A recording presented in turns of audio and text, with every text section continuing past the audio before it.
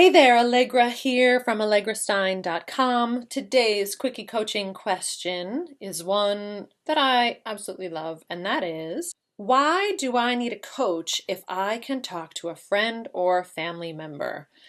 Now, this answer has lots of different layers. I will keep it short, however.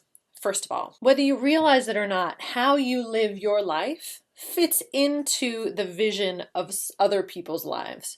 So a lot of my context around my life is some reliability in what my friends are going to do, what my family is going to do, who the people around me are going to continue to be. So when you share your story, your problem, your question with someone else, with a friend or family member, unknowingly, they come into that conversation wanting you to do in a way that will reinforce what they believe about the world and who you are in their lives. So it can be very challenging, and I deal with this as well, to keep an air of neutrality, to say completely without judgment and without agenda, what is it you most want?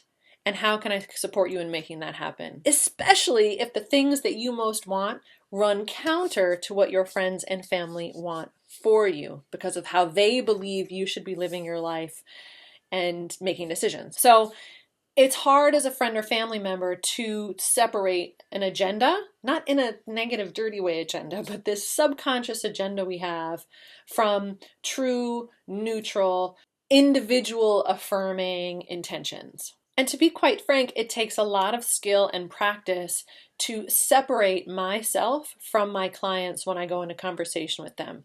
I do a lot of work and a lot of space clearing in my own head before I get on the phone with anyone or in person with someone to separate who I am from who they are going to become through the course of our conversation. And I have to be very mindful about that because it's easy when someone says, "Oh, I don't know what I want to do next," that I, as an individual, as Allegra with my own story, want to come in and say, "Oh, this is what you should do," or "This is what you could do," or "Wouldn't this be a good idea?"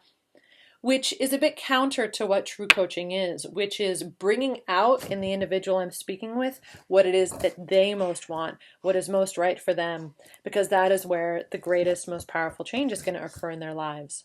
Friends and family oftentimes want to please you. They want to make you feel comfortable and secure in the story that you're weaving. So oftentimes they'll buy into it. You'll come to them and tell them a problem and there will be this element of like, "Oh my gosh, you're so right. I totally get it." Whereas a coach, I'm going to say, what if that story isn't true? Who would you be if you didn't believe all of what you've just told me? And it can be very jarring, but also very powerful when a person is willing to have that kind of coaching conversation. Here's a perfect example that I know you'll all get. Have you ever had a friend come and say to you, "Oh my gosh, I need your opinion. What should I do? What should I do? Please tell me. Here's all the things that are going on." And so you very thoughtfully reflect on what they're going through and you come back with an answer that you believe is in their best interest, that you think is totally perfect. And they kind of look at you and they go, "Okay, thanks." And then they leave and they don't do anything with it. It's like that story went in one ear and out the other. Oftentimes, it's kind of a paradox. But the people who we're most close to, it's sometimes easiest to let their ideas and thoughts just kind of pass over us without really taking them in.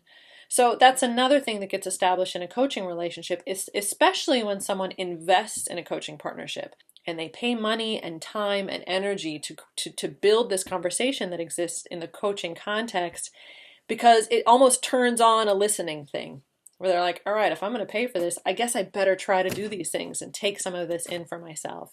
To put it simply, a conversation that I have with a friend hat on is much different than a conversation I have with someone when I'm wearing my coaching hat. And I have to be very careful about making that distinction and clearly creating that context, getting permission to go in the direction of a coaching conversation. My closest friends now know that it's become almost a default, but I still work hard to make it clear that I'm doing that, because the things that I want to say as coach are significantly different sometimes than the things that I would say as a friend, wanting to provide a measure of comfort and security in sharing in someone's story rather than challenging it and inviting them to look beyond it. I hope this answers your question. If you have any more that have come up, please leave them in the comments below. You can reach me through my website at allegrastein.com or come over and join my Facebook group where we are talking about these kinds of things all the time. Glad to have you here. Have a wonderful day.